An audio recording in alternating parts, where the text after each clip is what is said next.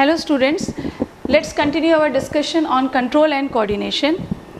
In the previous classes we have studied about how the control and coordination takes place by the nervous system, and we have seen the structure of neuron, then different types of neuron, then reflex action, reflex arc regarding the sensory organ, then sensory receptors.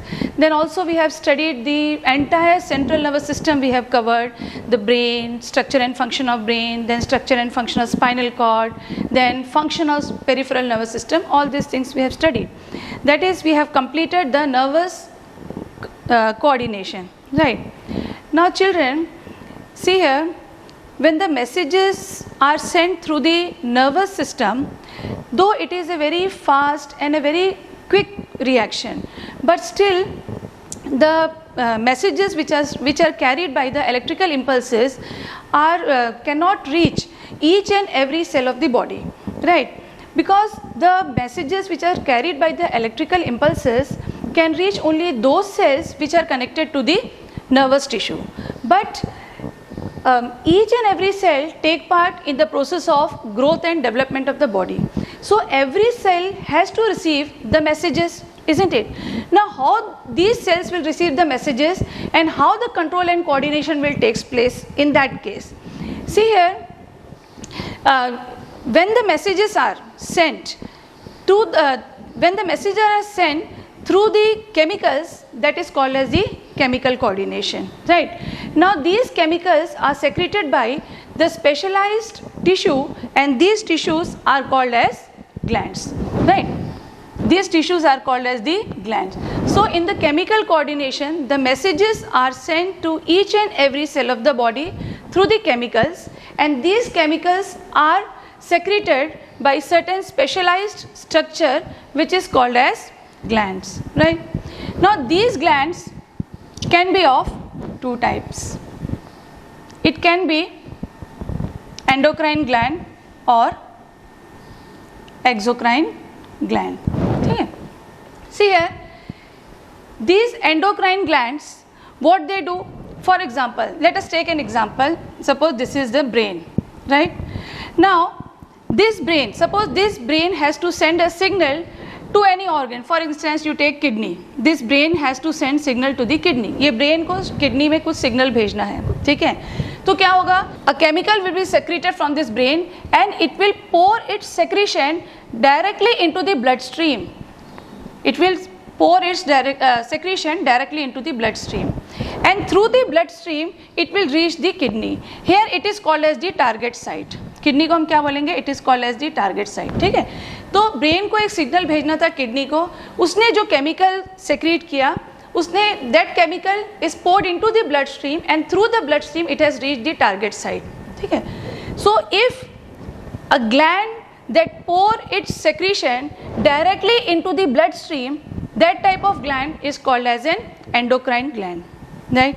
Now see, this thing will be clear if we see the exocrine gland also. It secretes its secretion into the duct or the tube. The exocrine gland secretes its secretion into the duct or the tube, like for example salivary glands, ठीक है? For example salivary glands. Salivary glands will secrete the salivary amylase into the salivary duct. Similarly, the pancreas into the salivary duct, and similarly pancreas will secrete pancreatic juices or the digestive enzymes into the pancreatic duct, right? So for in the exocrine glands, what happens? There are ducts or the tubes through which its secretion is passed on, right? तो exocrine glands में क्या होता है? एक duct होता है या tube होता है. ये ट्यूब के थ्रू जो है वो अपने सेक्रेशंस को पास करते हैं. तो इसको हम लोग क्या बोलते हैं? एक्सोक्राइन ग्लैंड्स, ठीक है? तो एक्सोक्राइन ग्लैंड्स को हम क्या बोल सकते हैं? They are the ducted glands, है ना? तो एक्सोक्राइन ग्लैंड को हम बोल सकते हैं डक्टेड ग्लैंड, और फिर एंडोक्राइन ग्लैंड्स क्या हो गए? ये हमारे हो गए डक्टलेस ग्लैंड. एंडोक्राइन ग्लैंड्स क्या हो गए? हमारे डक्टलेस ग्लैंड्स हो गए. इनमें कोई डक्ट नहीं होता है और ये अपने सेक्रेशंस को डायरेक्टली जो है ब्लड स्ट्रीम्स में पास कर देते हैं, ठीक है? तो ये हो गया हमारा ग्लैंड्स के बारे में, endocrine and exocrine glands. And one more thing, the chemicals secreted by the endocrine glands, they are called as the hormones. They are called as the hormones. We have to study in our syllabus regarding the endocrine glands. So they are called as the hormones. So hormones can be defined as, they are the chemicals which is secreted by the endocrine gland. You can write the definition. Hormones are the chemicals secreted by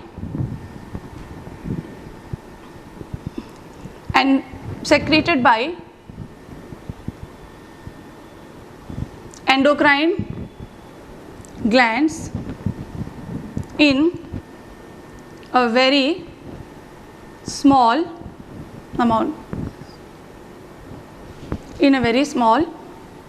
amount. Or you can say trace amount. So hormones are the chemicals secreted by the endocrine glands in a very small amount or in a trace amount. So they are called as the hormones, right? So that is why the chemical coordination is also called as a hormonal coordination. Now let us see what are the characteristics of hormones. Now let's see the characteristic of hormones. So here now let's see what are the characteristics of hormones, right? Now see here, the first characteristic of hormone is that they are specific in function. Then they are produced by the endocrine glands, which is also called as the ductless gland. Then they are poured, means the hormones are poured directly to the blood and carried by the blood circulatory system. Next, hormones have their effect at the site different from where they are produced. Means hormones are produced in one place and they show their effect on the other place, on the target site. So hormones are also called as the chemical messenger. Since they are chemicals, they are also called as the chemical messenger. Then hormone act on specific tissue or the organ which is called as the target site or target tissue. तो जिस part पे hormone act करता है उसे हम क्या बोल रहे हैं, टारगेट साइट, या हम उसे टारगेट टिश्यू बोलते हैं, ठीक है. फिर है hormone coordinate the activity of living organism and also their growth. Now we will study different types of endocrine glands and there we will see the functions of the different endocrine glands, the hormones they are secreting and their function, they are bringing about the growth and development in the body. So they coordinate with the activities of living organism and also regulate their growth. Then hormones are secreted in small amount. Right? The hormones are the chemicals that are secreted in a trace amount or in a very small amount. If secreted excess, if the hormones are secreted in excess amount or if the hormones are secreted in the lesser amount, then it will lead to hormonal imbalance. It will lead to hormonal imbalance और इस तरह से बहुत सारे dysfunctioning जो है, abnormalities जो होती है बॉडी में, कई तरह के डिजीजेस भी हो जाते हैं because of either excess secretion of the hormone or by the less secretion of the hormones. So that is why it is said that hormones are the chemicals that are produced in a very small amount by the endocrine glands in the body. Right? Now let us see the location and function of different endocrine glands. Okay. Now let's see the location and function of different endocrine glands present in our body. Okay. Now for that we will draw a diagram and see the location. Okay. First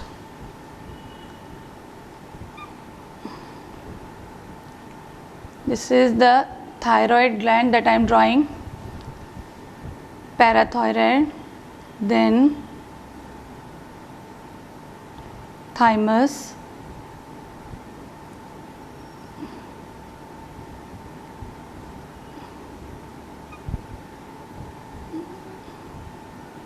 lungs, then this is stomach, pancreas,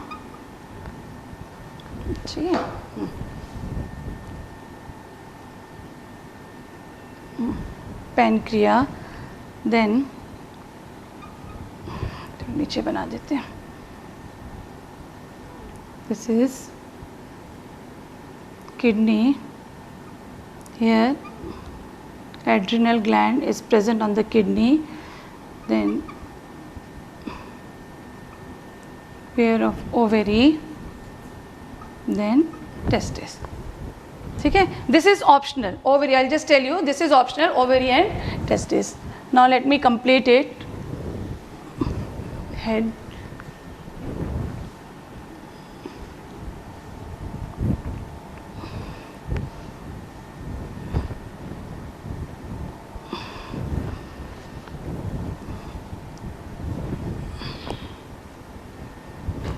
this is the head region.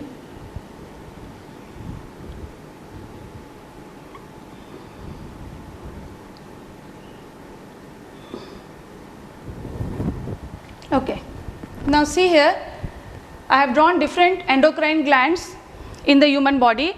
Just see here, this gland which is present in the brain, it is called as pineal, or you can call it as pineal also. Then this is hypothalamus,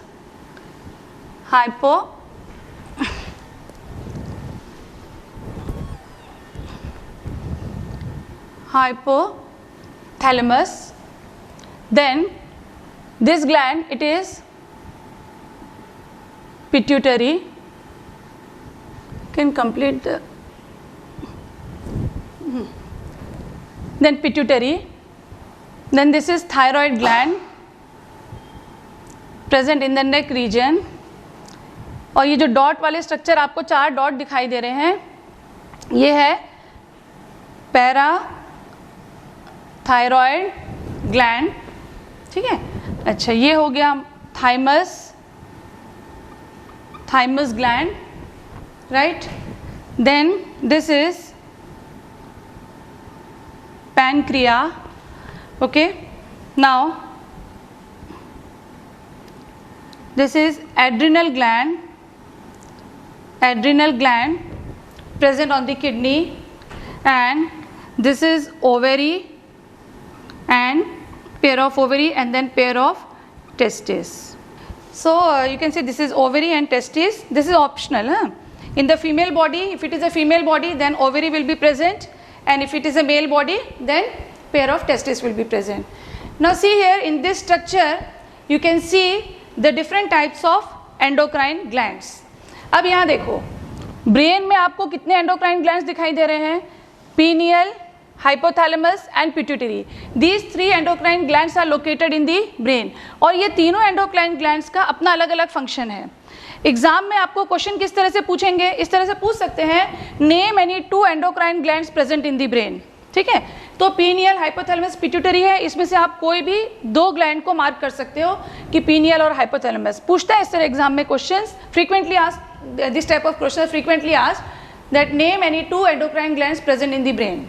ठीक है, तो brain में हो गया हमारा pineal, hypothalamus, pituitary, फिर ये हो गया थायराइड. ये जो 2 आपको दिखाया, ये 4 जो है ये है parathyroid, then thymus, pancreas, adrenal, ovary and testes. So these are the different endocrine glands present in our body. Now see here, pineal is a tiny endocrine gland which is present in the brain, and this endocrine gland secrete a hormone called as melatonin. ठीक है, this secretes a hormone called as the melatonin, and this hormone is very much essential, and it regulates the biological clock of the body, that is the sleep and wake cycle of the body. sleep and wake cycle. इसमें क्या होता है, जैसे कि अगर हम काफ़ी देर से जैसे कि हम काफ़ी देर से सो रहे हैं, तो क्या होगा कि ऑटोमेटिकली कुछ देर सोने के बाद या कुछ टाइम के बाद हम लोग अपने से जग जाते हैं, चाहे कोई हमें जगाए या अलार्म बज रही है कि नहीं, लेकिन हम खुद ही उठ जाते हैं. उसी तरह अगर हम काफ़ी देर से जगे हुए हैं तो ऑटोमेटिकली क्या है, हमें नींद आने लगती है और हम सो जाते हैं. ये जो सोना और जागने का जो साइकिल है, ये जो कौन कंट्रोल कर रहा है? ये हार्मोन जो है मेलाटोनिन, ये इसे कंट्रोल कर रहा है. It regulate the sleep and wake cycle, and this hormone also maintain the body temperature, then menstrual cycle. All these are the function of this hormone melatonin, which is secreted by the pineal gland. Now next is the hypothalamus. Next gland is the hypothalamus. This hypothalamus gland, it secretes releasing hormones and inhibiting hormones, right? And this releasing hormone, ये जो hypothalamus है, ये जो है हमारा, इसके बाद next हम पढ़ेंगे जो पिट्यूटरी ग्लैंड, इसे हम अपना master gland of the endocrine system बोल रहे हैं. लेकिन हाइपोथैलेमस जो है वो पिट्यूटरी ग्लैंड्स का जो भी सेक्रीशन है उसको भी स्टिमुलेट करता है और या रेगुलेट कर रहा है. हाइपोथैलेमस हाइपोथैलेमस जो है वो दो हार्मोन प्रोड्यूस कर रहा है. They are called as the releasing hormone and inhibiting hormones. Releasing hormone and inhibiting hormones. And what these hormones are doing, releasing hormone क्या कर रहा है, it stimulate the pituitary gland to secrete its hormone, and inhibiting hormones, it inhibits the pituitary gland to secrete the hormones. तो hypothalamus एक तरह का क्या है, वो pituitary को भी कमांड दे रहा है, उसे प्रोवोक कर रहा है कि ये हार्मोन उसे सेक्रेट करना है या ये हार्मोन उसे सेक्रेट नहीं करना है. ठीक है, तो ये हो गया आपका ये रिलीजिंग हार्मोन है, इनहिबिटिंग हार्मोन्स. इसके अलावा क्या है, हाइपोथैलेमस जो है वो बॉडी के टेम्परेचर को भी मेंटेन करता है. जैसे हमारी बॉडी का टेम्परेचर जो है 37, नॉर्मल टेम्परेचर क्या है 37 डिग्री सेल्सियस के नियर अबाउट हमारी बॉडी का जो टेम्परेचर मेंटेन होता है, that is also because of the secretion from the that hypothalamus gland, and it is coordinated or controlled by the secretion of the hypothalamus gland. और ये हमारे body का जो इंटरनल बैलेंस है, हमारे बॉडी का जो इंटरनल बैलेंस होता है उसे भी मेंटेन करता है हाइपोथैलेमस, जिसे हम होम्योस्टैसिस भी बोलते हैं. ठीक है, और टेम्परेचर जो मेंटेन करते हैं हम इसे थर्मोरेगुलेशन भी बोलते हैं. These are the work done by the hypothalamus gland. Now next is the pituitary gland. This pituitary gland, as I told you just now, that it is also called as the master gland. It is the master gland of the entire endocrine system because it secretes its own hormone. वो अपने hormone भी secrete करता है और pituitary gland ऐसे hormones भी secret कर रहा है जो दूसरे एंडोक्राइन ग्लैंड्स को स्टिमुलेट करता है अपने हार्मोन प्रोड्यूस करने के लिए. ठीक है, तो अब जैसे पिट्यूटरी ग्लैंड जो है इसका एक सबसे इंपॉर्टेंट हार्मोन जो वो प्रोड्यूस कर रहा है वो क्या है, ग्रोथ हार्मोन, है ना. ये हम सब जानते हैं कि पिट्यूटरी हार्मोन जो कि हमारे ब्रेन में होता है वो ग्रोथ हार्मोन प्रोड्यूस करता है. और ये ग्रोथ हार्मोन उसको, क्योंकि हार्मोन है तो वो एकदम ट्रेस अमाउंट में उसको प्रोड्यूस करना है इस हार्मोन को. तो अगर नॉर्मल ग्रोथ एंड डेवलपमेंट के लिए पिट्यूटरी हार्मोन जो है जो ग्रोथ हार्मोन प्रोड्यूस कर रहा है, लेकिन कभी कभी क्या होता है ड्यू टू द डिसफंक्शनिंग, या तो पिट्यूटरी हार्मोन क्या करेगा, एक्सेस ग्रोथ हार्मोन, अगर वो एक्सेस ग्रोथ हार्मोन प्रोड्यूस करेगा तो भी बॉडी में प्रॉब्लम आ जाएगी. अगर वो लेस प्रोड्यूस करता है, बहुत ही कम अगर वो ग्रोथ हार्मोन प्रोड्यूस करेगा तो भी बॉडी में डिसफंक्शनिंग हो सकती है. अगर pituitary gland excess growth hormone produce करेगा तो क्या होगा, then what will happen, the person will become very tall. The person will become very tall. अब ये tall यहाँ हम लोग एक 6.5 फीट 7 फीट की बात नहीं कर रहे हैं. Tall means वो बहुत ही ज़्यादा पर्सन की हाइट होगी, बड़े बड़े उसके हाथ होंगे, फेस का साइज एक बड़ा सा होगा. तो वो प्रॉब्लम को हम लोग, वो एबनॉर्मलिटी को हम क्या कहते हैं, जिजेंटिज्म. उसको हम लोग क्या कहते हैं, जिजेंटिज्म. तो ये क्यों हो रहा है, अगर ग्रोथ हार्मोन पिट्यूटरी ग्लैंड जो है वो एक्सेस सेक्रेट करेगा. तो अगर if this pituitary gland is secreting less growth hormones, तब क्या हो जाएगा, जो पर्सन के साइज जो है, हाइट जो है उसकी बहुत छोटी सी होगी, वो बहुत एक छोटा सा उसका बोना जिसको बोलते हैं ना, तो ये एबनॉर्मलिटी को हम लोग बोलते हैं ड्वार्फिज्म. ठीक है, तो इसको हम लोग क्या बोलते हैं, we call it as dwarfism. तो अगर एक्सेस सेक्रेट होगा तो भी प्रॉब्लम है, लेस सेक्रेट होगी तो भी प्रॉब्लम है. तो क्या है, एक नॉर्मल लेवल में पिट्यूटरी ग्लैंड को जो है अपने ग्रोथ हार्मोन प्रोड्यूस करने हैं. इसके अलावा जो पिट्यूटरी ग्लैंड है वो और ट्रॉफिक हार्मोन्स भी प्रोड्यूस कर रहा है. ठीक है, पिट्यूटरी ग्लैंड का सेक्रेशन जो है वो ट्रॉफिक हार्मोन्स भी ये प्रोड्यूस करता है. और ये ट्रॉफिक हार्मोन्स क्या होते हैं, दे कंट्रोल एंड रेगुलेट और दे provoke adrenal gland, ovary as well as testes to produce their secretion. ये तीनों ग्लैंड को प्रोवोक करते हैं या स्टिमुलेट करते हैं अपने हार्मोन्स को सेक्रेट करने के लिए. वो क्या है, ट्रॉफिक हार्मोन्स का फंक्शन है. इसके अलावा जो है पिट्यूटरी ग्लैंड्स जो है वो मेलानोसाइट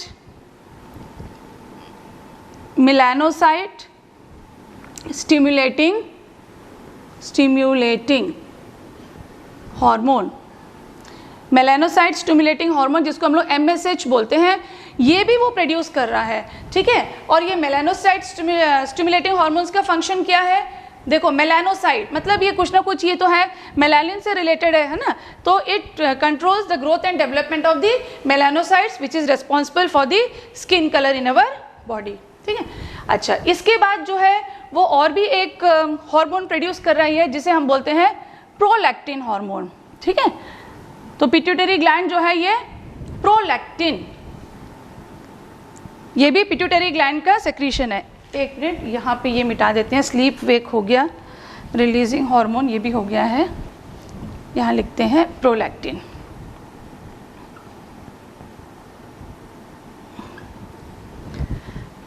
तो ये पिट्यूटरी ग्लैंड जो है वो प्रोलैक्टिन हार्मोन भी सेक्रीट कर रहा है, और इसका फंक्शन क्या होगा? Its function is the development of the mammary gland and also the lactation after delivery, वो इसका मेन फंक्शन होगा। फिर इसके बाद it also produces oxytocin, ठीक है। पिट्यूटरी ग्लैंड जो है वो ऑक्सीटोसिन हार्मोन भी प्रोड्यूस कर रहा है, और ये हार्मोन का फंक्शन क्या होगा? इट प्रिपेयर द यूट्रस और helps in the contraction of the uterus during the child birth and also release milk from the mammary gland, वो इसका फंक्शन हो गया ऑक्सीटोसिन का। और एक हार्मोन ये प्रोड्यूस कर रहा है जिसका नाम है वैसोप्रेसिन, ठीक है। ये हार्मोन भी किसके द्वारा प्रोड्यूस हो रहा है? सेक्रीट हो रहा है, ये पिट्यूटरी ग्लैंड ही वैसोप्रेसिन भी सेक्रीट कर रहा है। तो अभी वैसोप्रेसिन का फंक्शन क्या है? द फंक्शन ऑफ वैसोप्रेसिन जो है वो क्या करता है? It helps in the absorption of the water in the blood when the blood passes through the tubules in the kidney. जब हमने एक्सक्रीशन पढ़ा था तो पढ़ा था ना, जो ब्लड है वो ट्यूब्यूल्स के through, Bowman's capsule, nephron, structure of nephron पढ़ा था हमने एक्सक्रीशन में। तो वो जो ट्यूब्यूल से जब ब्लड पास होता है, जब ट्यूब्यूल से ब्लड पास हो रहा है तो उसका वाटर का reabsorption into the blood, that function is perform by the vasopressin hormone which is released by the pituitary gland. So these are the functions, very important functions of pituitary glands. Okay, next see here, next is the thyroid gland, and the functions of, you can see the functions of thyroid gland. This thyroid gland secretes a hormone called as thyroxine, ठीक है। and the function of, these are the functions of the thyroxine hormone, that is growth and development, and this development includes mental, physical and sexual development, then metabolism of carbohydrate, fats and proteins, that is metabolism of nutrients, then it regulates the menstrual cycle in the female, and it regulates the development and maturation of the central nervous system. See here, this thyroxine hormone is produced by the thyroid gland. Now this thyroxine hormone will be produced by the thyroid gland in the presence of a very important mineral which is called as iodine, ठीक है। अच्छा, ये जो thyroid gland है वो thyroxine कब produce करेगा? जब उसे सफिशिएंट अमाउंट ऑफ आयोडीन मिलेगा। अगर थायरोक्सिन या अगर हमारी बॉडी में या हमारे फूड में सफिशिएंट आयोडीन नहीं है या आयोडीन की कमी है अगर हमारे इनटेक में बॉडी में, तो क्या होगा? ये जो थायराइड जो है वो सफिशिएंट अमाउंट में थायरोक्सिन प्रोड्यूस नहीं करेगा। अगर बॉडी में थायरोक्सिन की कमी हो जाती है तो उससे क्या हो जाएगा? जो है नेक में स्वेलिंग हो जाएगी, और दैट डिसऑर्डर और the abnormality it is called as goiter. Then due to the deficiency of iodine, then this secretion of thyroxine hormone will be hampered. In that case, the person may suffer from goiter, or it also causes it also causes जैसे low mental development and low intelligence in the body of a child. That is why the pregnant women are advised to take sufficient amount of iodine in their diet, because if the pregnant woman is taking less iodine in its diet, then the newborn baby may suffer from stunted growth, then low mental development, then low intelligence, like that. So many abnormalities will be there. Now the people living in the hilly areas, जो लोग hilly areas में रहते हैं वो लोग ज़्यादातर क्या खाते हैं? They consume rock salt instead of this iodized salt, isn't it? तो ये रॉक सॉल्ट में क्या होता है? रॉक सॉल्ट में जो है आयोडीन जो है बहुत ही कम अमाउंट में प्रेजेंट होता है इन द रॉक सॉल्ट। और ये रॉक सॉल्ट क्या होता है? जो हम सेंधा नमक या काला नमक बोलते हैं ना, यही होता है रॉक सॉल्ट। तो ऐसे केस में गॉइटर जैसी प्रॉब्लम जो है वो हिली एरिया में जो लोग रहते हैं उनमें ज़्यादा पाया जाता है, और जो लोग कोस्टल एरिया में रहते हैं वो लोग तो सी फूड्स तो खाते ही है, तो वो उससे भी जो है आयोडीन की अगर कमी होगी तो that can be compensated by the intake of the seafood, right. So these are some of the problems that may arise due to the insufficient amount of thyroxine in the body. Now next is the next hormone that we have to study is the parathyroid hormone. See here there are 4 parathyroid hormones, and what is the function of this parathyroid hormones is that it secrete a hormone called as the parathormones and which helps in the calcium absorption. इसका main function जो है वो है calcium absorption है। उसके बाद आ जाता है थाइमस हार्मोन जो है it also secretes thymus endocrine gland जो है it secretes a hormone called as thymosin, ठीक है। ये जो है हार्मोन सेक्रेट करता है जिसका नाम थाइमोसिन है, and this thymosin is very much essential for the development and regulation of WBC in the body, ठीक है, WBC in the body, and this WBC is a very important part of our immune system and the body self defence mechanism के लिए ज़रूरी है WBC। It is also called as the soldiers of our body because it help us to fight against the foreign invaders और any infections, right. So this is the function of thymosin and which is produced by the thymus gland. Now let's come to the pancreas. See here, this pancreas, it serves as both endocrine and exocrine in nature, right? The endocrine function of pancreas. Next is pancreas. The endocrine function of pancreas is that it secretes 2 very important hormones. One is called as the insulin and another is called as the glucagon. These are the 2 hormones produced by the pancreas. Now what is the function of the insulin? Suppose the sugar level increases in the blood. अगर blood में sugar level increase हो जाता है तो insulin क्या करता है, वो शुगर लेवल को कम करके नॉर्मल वैल्यू पे ले आता है, ठीक है। शुगर लेवल बढ़ गया उसे कम करके रिड्यूस करके नॉर्मल लेवल पे ले आता है। और ग्लूकागॉन क्या करता है, सपोज अगर बॉडी में जो है शुगर का लेवल अगर कम हो जाता है, ब्लड में अगर शुगर लेवल कम हो जाएगा तो उस शुगर लेवल को वो इंक्रीज करके नॉर्मल वैल्यू पे ले आता है, ठीक है, bring it to the normal value. So this is the function of insulin and glucagon. लेकिन कुछ केसेस में समटाइम्स व्हाट हैपेंस, ऐसा हो सकता है कि due to any dysfunctioning of the pancreatic of this pancreas, then what will happen, the insulin will not be produced in the sufficient amount by the pancreas. Then what will happen, the blood sugar level, जो sugar level होगा blood में वो काफ़ी increase हो जाएगा, है ना, sugar level जो है ब्लड में इंक्रीज हो जाएगा। तो ऐसे केस में हम लोग पर्सन को क्या बोलते हैं, जिसकी शुगर लेवल बढ़ चुकी है, is called as a diabetic, he is called as a diabetic person and the disease is called as diabetes. जो शुगर की बीमारी बोलते हैं हम जिसे, ये हो जाएगा डायबिटीज़। अच्छा, और अगर कॉमन डायबिटीज़ होता है तो नॉर्मल जो है हम अपनी डाइट कंट्रोल कर सकते हैं, और रेगुलर फिजिकल एक्सरसाइज है या मेडिसिन से हम अपने शुगर लेवल को थोड़ा कंट्रोल कर सकते हैं। लेकिन अगर सीवियर डायबिटीज़ हो जाता है देन द डॉक्टर रिकमेंड्स और that person is treated with injections of insulin, ठीक है। तो ये हो गया हमारे पैनक्रिया जो है एंडोक्राइन, पैनक्रिया का एंडोक्राइन फंक्शन। अब पैनक्रिया जो है उसका एक्सोक्राइन फंक्शन भी है, क्योंकि एक्सोक्राइन फंक्शन भी है पैनक्रिया का। अब पैनक्रिया का एक्सोक्राइन फंक्शन क्या है कि हमें पता है कि पैनक्रिया जो है वो pancreatic juice, digestive juice secrete करता है।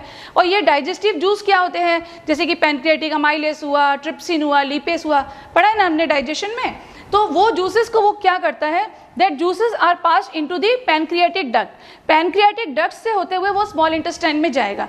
तो जब वो अपने जो डाइजेस्टिव जूसेस को डक्ट के थ्रू पास करता है तो इसीलिए वो उसका एक्सोक्राइन फंक्शन होता है, ठीक है, पैनक्रिया का।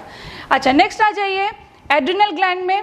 अब एड्रिनल ग्लैंड कौन से हार्मोन सेक्रीट कर रहा है, एड्रिनल ग्लैंड जो है वो हार्मोन जो सेक्रीट कर रहा है उसका नाम है एड्रिनालिन। एड्रीनालिन, ये हार्मोन कौन सेक्रीट करता है, एड्रिनल ग्लैंड सेक्रीट कर रहा है। अब इस हार्मोन को हम लोग क्या बोलते हैं, इस हार्मोन को हम लोग बोलते हैं स्ट्रेस हार्मोन, इसे हम इमरजेंसी इमरजेंसी हार्मोन भी बोलते हैं, या इसे हम फियर हार्मोन भी बोलते हैं। तो मतलब ये हार्मोन कब प्रोड्यूस होता है, जब हम कोई स्ट्रेस में रहते हैं, या हम इमोशनली वीक होते हैं, या हम कोई डेंजर सिचुएशन को फेस कर रहे हैं, या कभी हम बहुत घबरा जाते हैं, डर जाते हैं। तो जब इमरजेंसी सिचुएशन आती है, कभी हम लोग बहुत मेंटल टेंशन में होते हैं, बहुत इमोशनली वीक हो जाते हैं, ऐसे केस में ये जो एड्रिनल ग्लैंड है which is present about the kidney, it produces the hormone called as the adrenal hormone. और ये हार्मोन हमारे स्ट्रेस, हमारी इमोशनल वीकनेस जो है उससे कोप अप करता है, और हमें we get relief from the stress. ठीक है, और एड्रिनल हार्मोन का फंक्शंस और क्या है कि it increases the heart rate, then perspiration rate, and then it also increases the rate of respiration also it increases. So these are the very important functions of the adrenal glands, right? And so that it provides high energy to the body, right? High energy is provided to the body by the secretion of the adrenaline, right?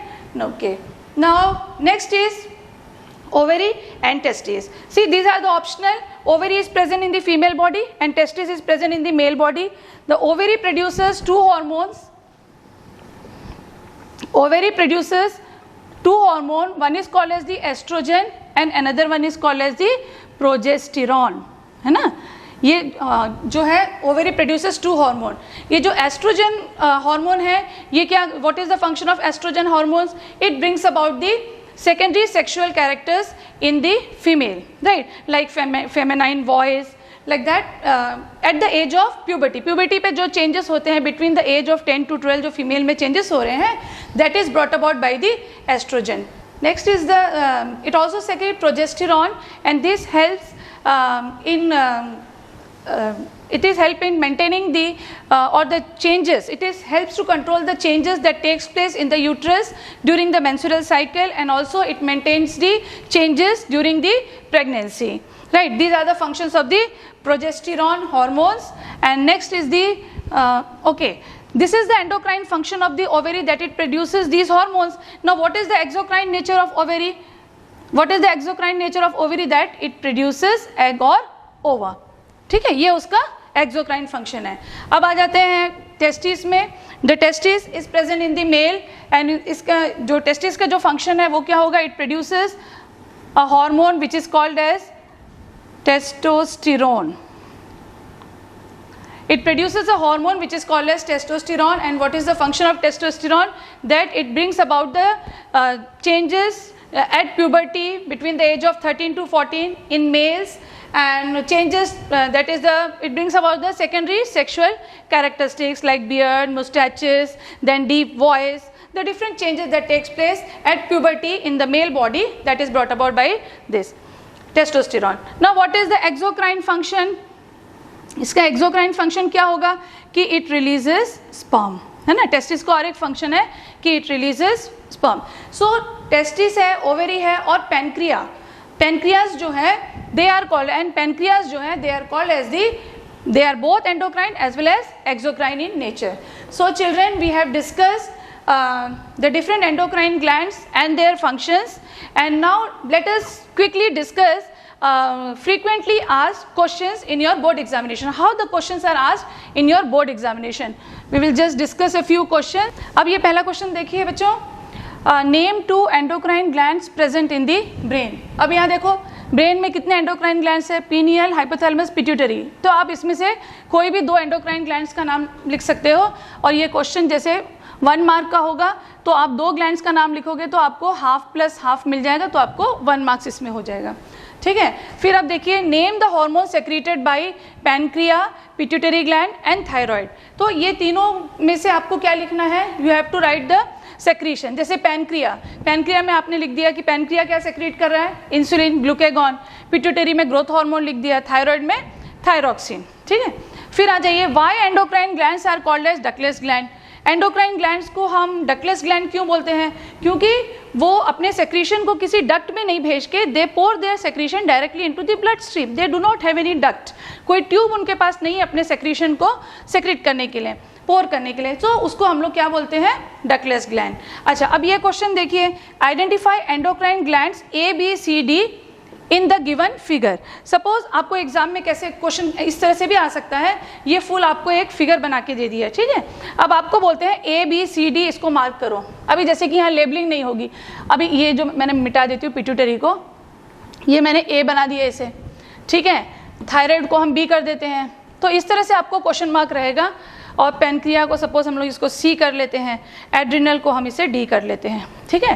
तो इस तरह से आपको question आएगा, ये सब भी कुछ नहीं लिखा रहेगा आपके क्वेश्चन पेपर में, ठीक है। इस तरह से आपके क्वेश्चन पेपर में ये फिगर बना देंगे और बोलेंगे आपको इसे मार्क करने के लिए ए बी सी डी क्या है।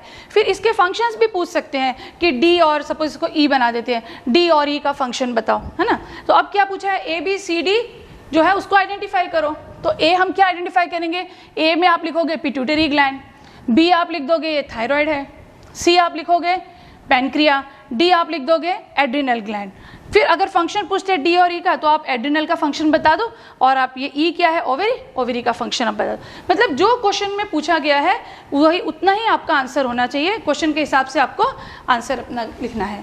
अच्छा, ये एक MCQ क्वेश्चन देख लेते हैं। देखो ये एक क्वेश्चन है, इसमें मल्टीपल चॉइस दिया हुआ है। Iodine is necessary for the synthesis of dash, है ना। ऑप्शंस हमारे हैं, iodine is essential for adrenaline, thyroxine, insulin या ग्लूकेगॉन। आयोडीन जो है कौन से हार्मोन के सिंथेसिस के लिए ज़रूरी है, पता है हम लोग को, थायरॉक्सिन, है ना। आयोडीन जो है थायरॉक्सिन हार्मोन के सिंथेसिस के लिए ज़रूरी है, ठीक। तो इस टाइम के जो क्वेश्चन है आपके एग्जाम्स में आपको पूछे जाएंगे और उस हिसाब से आपको अपनी तैयारी करनी है। और we have this much in today's class and will continue in the next class. Thank you.